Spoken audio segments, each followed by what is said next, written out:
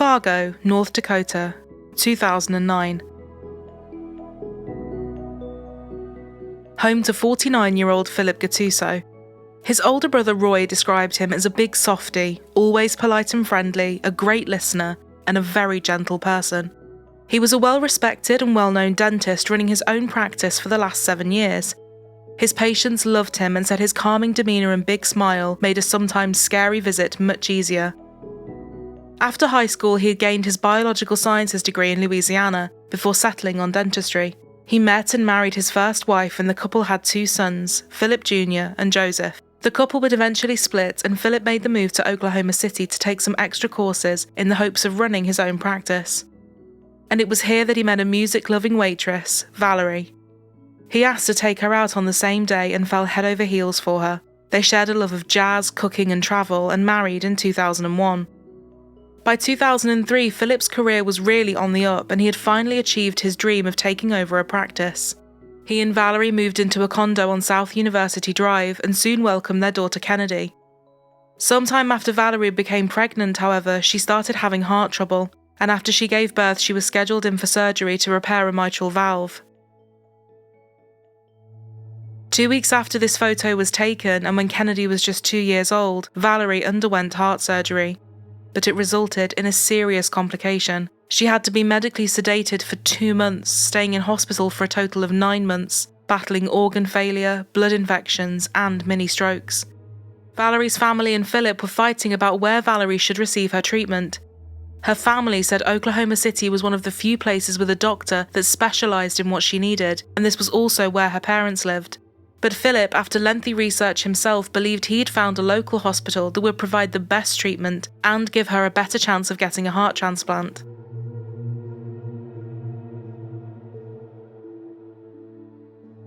After much conversation, Valerie and Kennedy ended up moving in to live with Jean and Sharon in Oklahoma. Phil had been trying to take as much time off to be with her as he could, but with a mortgage and mounting medical bills, along with everything else, he had to carry on working, and Valerie would feel a little safer knowing that there would be people in the house all the time. He was upset about the move and didn't want to be away from Kennedy, but he knew that it would be more comforting for Valerie to have her there. Tragically for everyone, Valerie sadly died. Kennedy came back to live with Philip, and although he was being as strong as he could for his now 3-year-old, friends said he felt like his world had been damaged beyond the point of repair. He said he felt like he had been grieving her loss for a long time already, as he knew deep down she would never fully recover and things could never be the same. But no one could believe she was gone. As heartbroken as he was, he never let Kennedy see his pain. He grieved privately and cried alone, keeping everything as normal as possible for her. It was business as usual, colouring and games before breakfast, work at the practice, and dinner and movies for when Kennedy came home.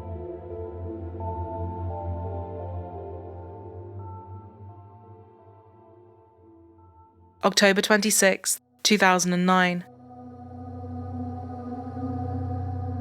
At 8:30 a.m, Philip dropped Kennedy off at her daycare and headed back home for a 10:30 a.m. conference call. Now it was just him and his daughter, and with no family nearby, he had started putting things in place to scale back his working hours, and he had scheduled this call to start handing things over.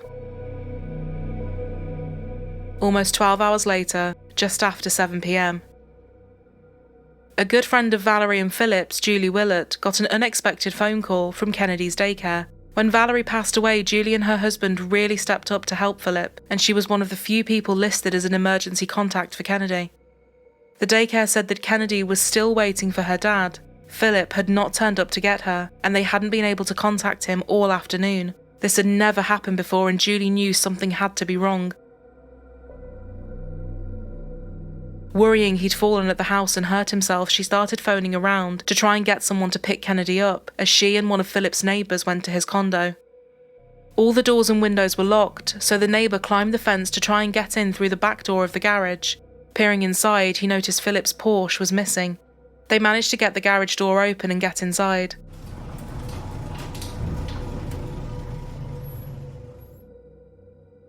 The condo was a total mess. Drawers were open, photo frames and paintings had been knocked off the wall, there was smashed glass and furniture was overturned.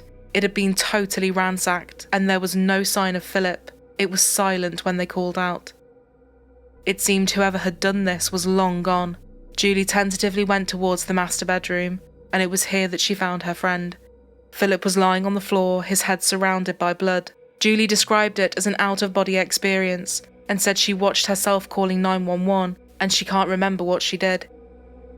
Soon the police, ambulances and local media were outside. Kennedy stayed with Julie that night and she didn't understand what was going on, so the Willets decided to try and make it a fun sleepover. Kennedy asked all night when her dad was coming to get her, until finally at 3 a.m. she fell asleep. Police started calling around Philip's family members with the news, but almost everyone lived out of state and wouldn't be able to get into town for a while. They called Jean and Sharon Kirkpatrick too, Valerie's parents, and they were terribly upset. The detectives said for this to happen so soon after losing their own daughter, it was a nightmare. Kennedy was now without anyone, and Jean and Sharon got ready for the almost 900-mile trip to bring her back to their house. It seemed that robbery was the motive, and then the burglar or burglars realised Philip was in his bedroom. He had tried to fight them off and they had killed him before stealing almost everything. Including his Porsche, there were missing TVs, laptops, cash, cameras, DVD players. The police said you name it, if it was electronic or worth a decent amount, it was gone. The autopsy showed that Philip had been beaten to death, and the shape of the wounds indicated that the murder weapon was something with a circular impact area, like a hammer. He had been hit on the head at least 10 times, and his skull was so fractured the examiner said it was like broken glass dropped on the floor. Of 12 condos is tucked away off the main drag of South University. It's quiet and almost hard to find. That's part of why people who live here are so shocked that one of their neighbors, kind and soft-spoken, could have been the target of a homicide. We'll treat this as a suspicious death until we can rule out any aspect of this. His 1999 silver Porsche Boxster stolen. Detectives determined that he had never made his conference call, so he must have been killed between about 8:45 and 10:30 a.m. Knowing this made them question things even more. It was clearly not only a violent attack, it felt very personal, and ultimately, it was just so risky to do this in broad daylight with everyone coming and going to work and dropping their kids off at school. It was definitely unusual. There were no signs of a forced entry either, no broken windows or damaged locks, so did Philip know his killer?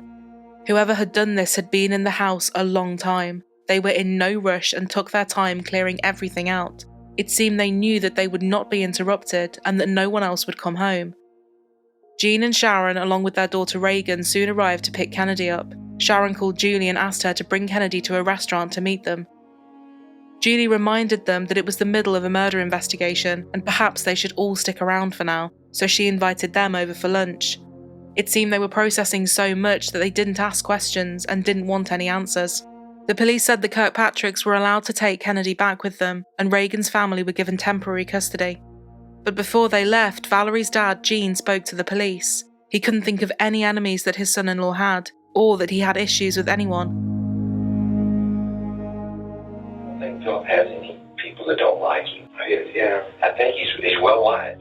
But he did mention that Philip liked to go to the casino. He was a big poker player, and the only thing that kept him wondering was that Philip might have owed someone money. It would surely explain why so much had been stolen too. The only thing that's bad, I'm not trying to be judgmental, but he left poker. I'm not going to use the word gambling. He used to go to, I think, casino every Saturday. Officers spoke to some of the regulars at the casino, and a lot of them did know Philip. They were shocked to hear about what had happened to him, but were not aware that he owed anyone any money. He was a good player, they laughed. He rarely lost out. It had seemed a really promising lead, but it didn't look like an occasional game of cards held the answer to what had happened to him. With no witnesses in any of the neighbouring condos, detectives were hoping that there might be something on a few cameras around the area and that they would get a hit on Philip's car's number plate. Philip's house was surrounded by lots of shops and restaurants, and the bowling alley just across from his place did offer up some footage.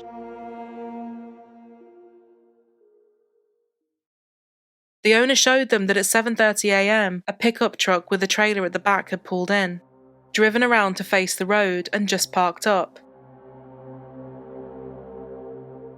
No one got out, and given the fact they didn't open until 11 a.m, it was just a strange time.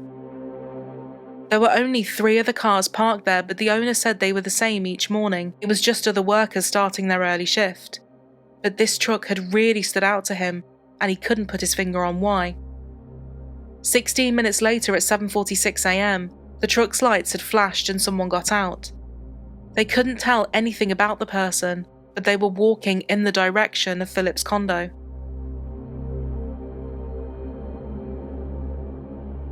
Another camera opposite showed someone walking quickly, moving behind buildings as they went, but it was only their legs in frame. At 10:46, what looked like it could be a light Porsche came driving down the road. Philip was already dead by this time, so whoever was driving that car was definitely his killer. It headed into the parking lot of an apartment building just to the right of the bowling alley. The tow truck then pulled out and drove in the same direction. And at 11:30 a.m, both the truck and the trailer now towing the Porsche drove back in the opposite direction.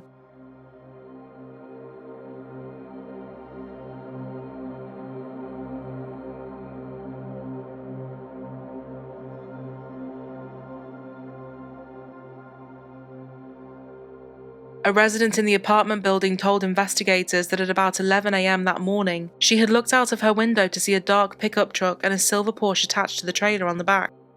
She sheepishly said she was quite a nosy neighbour and she just had to know what was going on, and thank God she did, the police thought, because this was their first proper lead. This was a very nice car, and the whole scene just looked weird to her. She decided to grab some bags and throw them into the main bins, making an excuse to walk past and snoop. She said the person attaching the car was a middle-aged white male with a scruffy beard and a baseball cap pulled over his face. "Nice car," she commented. "Oh, it's not mine, I'm just moving it for a guy who bought it on eBay," he replied without turning around. She stayed for a moment longer, but it was clear that the man was in no mood to talk. They enhanced the footage and, using her description, the police appealed to the public and were surprised at just how many tips they had got. Video from the nearby businesses would catch glimpses of a black pickup with a U-Haul trailer attached and a man walking to Gattuso's townhome off South University Drive. One man at a rest stop about 20 minutes away said he recognized the man and the truck instantly. He had been stood by his car and watched as the man in the truck pulled up, but the car on the trailer was covered over. He tried to make some small talk about where he was driving to and the likes, but the man seemed more focused on making sure the car underneath was completely shielded from view. The man, also being a bit nosy, pulled up the tarp to have a peek. He complimented him on the car, a lovely silver Porsche. The man mumbled something about eBay and then started heading inside with a plastic bag. The other driver noticed a red stain on his trousers, but at the time thought nothing of it. The cameras inside the rest stop were very good quality, and this confirmed everything he had said almost to the minute. The driver of the pickup truck, and now their prime suspect, walked into the service area to use the toilets, still carrying a black plastic bag. At one point he looked right in the direction of the camera, and this was the first time they saw his face. About 5 minutes later, the man walked back out, in new jeans and a new t-shirt. The cameras on the outside of the rest stop showed the truck and the Porsche driving away, and this was the first time they could just about make out a license plate. Enhancements showed that it was an Oklahoma license plate, and that the truck had been rented.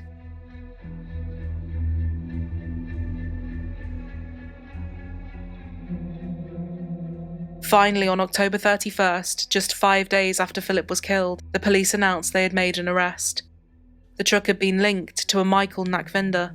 He had a long history with the law, including accusations of rape, kidnapping, home invasions, and armed robbery.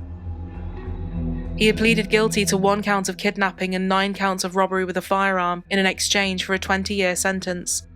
He was released on October 24, 2002, having served 8 years of that 20-year sentence.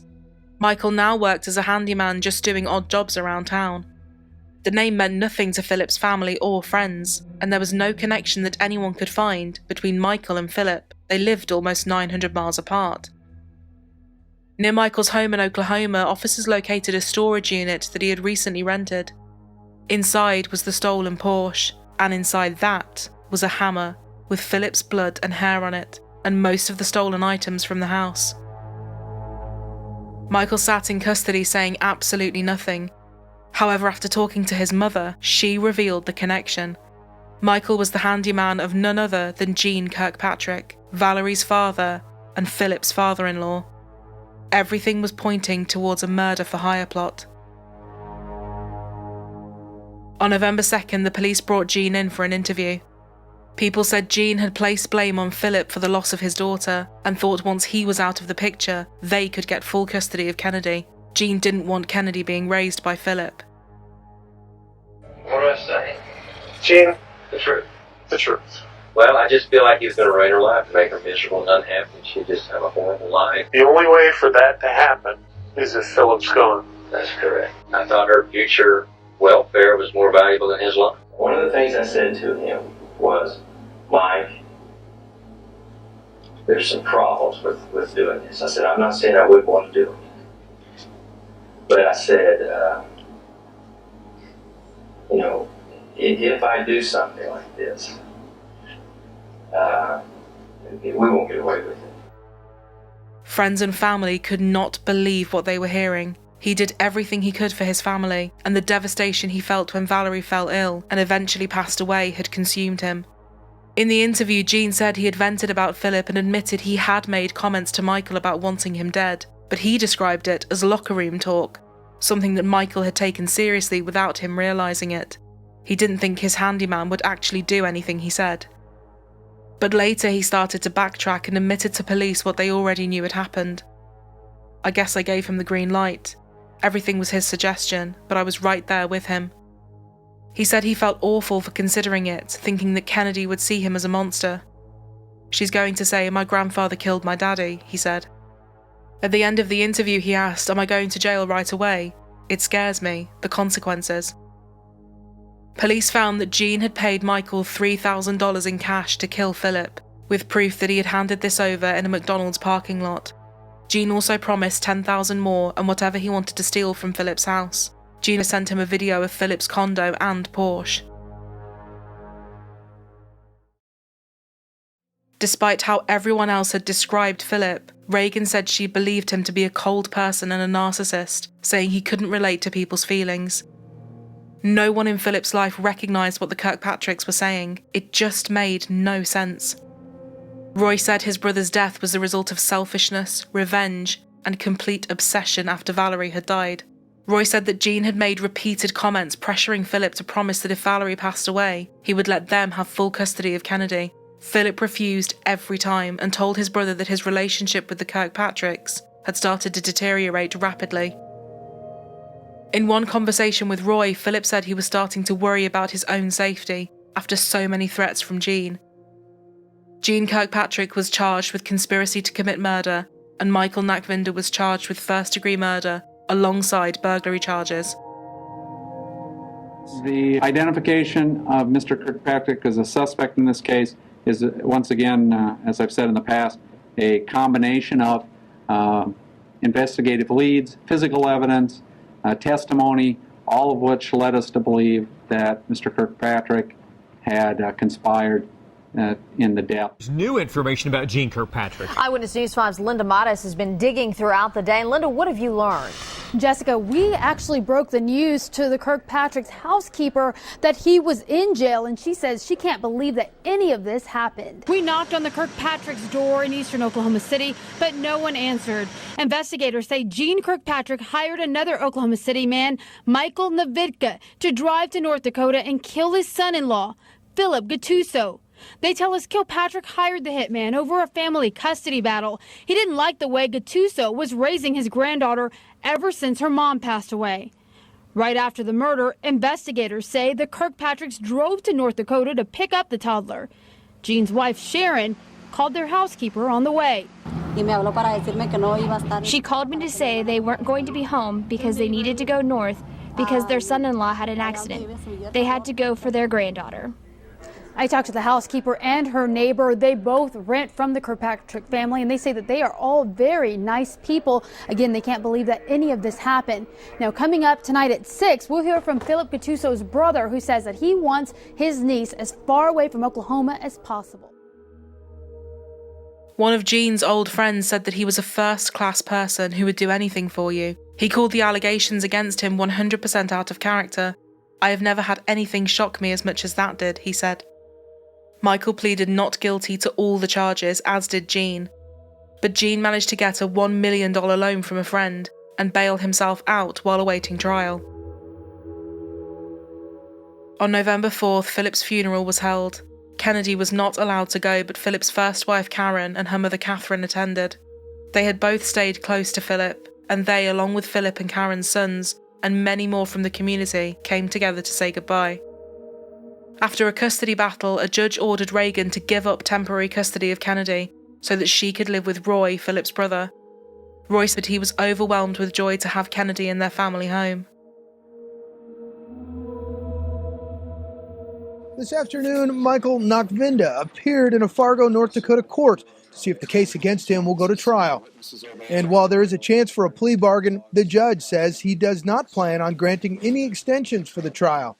He wants it to start on August 10th. The state's attorney is asking for some additional forensic testing on one item. Sometimes forensic evidence gives you lots of information, sometimes it gives you inconclusive information, and it depends sometimes on how you have separated the sample. But Nakvinda's attorney does not want the sample tested. He thinks it could be destroyed and hurt his client's case. Obviously, we would like to preserve enough of that sample so that the possibility would exist that we could have some independent testing done. In February, Kirkpatrick posted a $1 million cash bond and is now back in Oklahoma. Both Nakvinda and Kirkpatrick have pled not guilty. And as far as Gene Kirkpatrick, a trial date has not been set for him. Just over a year after that fateful October day, Michael Nakvinda took to the stand in his own defense. This, in the end, turns out not to be that complicated. Find the defendant guilty. They can't put Mike and Fargo at the crime scene. Therefore, the intentional murder charge is unprovable. You're going to have to return a verdict of not guilty. He was denying murder, claiming that he had been framed by Jean, and was under the impression that he was only picking up a car that Jean had purchased on eBay. He started going into detail about velocity, minutes per second, bullets, calibers, and then Jean said, no. If I want it done, I want it done closed up and personal. What did Mike Nakvinda get in return for this friendship and trust? In the end, he got betrayed, and he got framed for a murder he didn't commit. And Jean testified that when they were talking about killing Philip, it was in jest, so anything Michael took from that was out of context, and if he'd killed him, it had only been out of his own volition. More than 30 people testified and 300 pieces of evidence were shown to the court. Michael Nakvinda was finally found guilty and sentenced to life in prison without the possibility of parole. But first, we have some late-breaking news to tell you about. A North Dakota jury just convicted a Metro grandfather of hiring a hitman to kill his son-in-law. We, the jury, duly impaneled and sworn in the above entitled action, do find the defendant, Gene Carl Kirkpatrick, guilty of the offense of conspiracy to commit murder. In July 2011, a jury also found Gene Kirkpatrick guilty, and he too was sentenced to life in prison without parole. I was very, very nervous and very scared. But obviously, the prosecutors, like I said, did a phenomenal job. Roy Gattuso, Philip's brother, believed all along that Michael Nakvinda was just the weapon, but Gene was the man who really killed his younger brother. We now will have some closure, and also Kennedy will have some closure in the future as she gets older. That's most important to us. Gene, what's your reaction to the verdict? I'm surprised. You're surprised? Yeah. Do you still deny this? Yes. Despite all the letters sent to the judge about how people had got it all wrong about Gene, the judge said he saw through it. Your friends and family do not know the dark side of you. The dark side that the jury saw. The dark side that conspired with Mr. Nakvinda to send him some 900 miles away to this community of Fargo to bludgeon Mr. Gattuso to death, all for your misguided ends. Kennedy was later awarded almost $10 million in damages in a wrongful death lawsuit filed by her family against Gene, and there is now a permanent restraining order that keeps the Kirkpatricks from having any contact with Kennedy.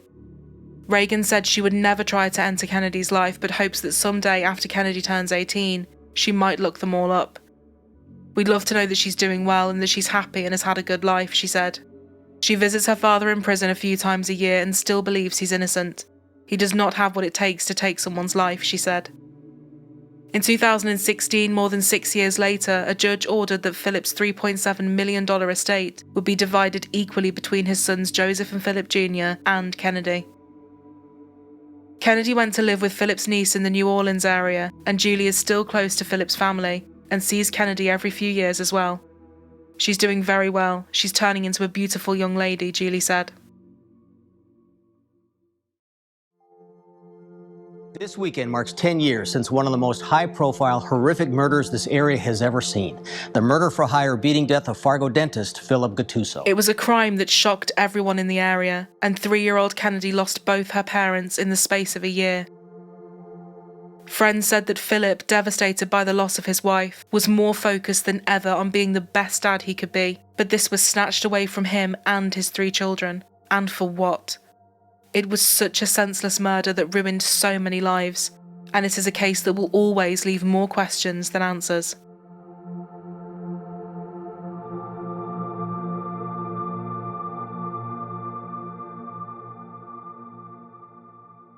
If you'd like to support our channel and help us to continue to make content, please don't forget to like, comment, share and subscribe. It helps us so much and we really appreciate it.